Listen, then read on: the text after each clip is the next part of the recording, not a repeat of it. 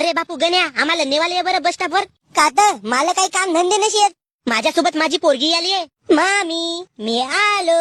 भोकाड्या भाषा, तू पैदलच आलास का? आम्हाला गाडी नाही आणलास का नेवालं? अजी मामीजी, मीने स्कूटी आणलं. हो, त्या स्कूटीवर जागा तरी होते का रे बकऱ्या? अजी मामीजी, बस मध्ये बसू बसू तुमची गुबी दुखली असेल तर तुम्ही येते थोड्या वेळ उभे राहा. मी तवरीक तुमच्या पोरीला नेऊन सोडतो. नाही बापा, मला काही भरोसा नशी तुझ्यावर. तुझ्या मित्रांना सांगलं मला का तू एक नंबरचा लोफर, नालायक, बेशरम पोरगा आहेस म्हणून. मामीजी. हॅलो सविता. सविते, तू डेंग्यासोबत जा घरी. ह्या गण्यासोबत मी येतो. तू भोसडीच्या डेंग्या मधातच कुठे आलास बे?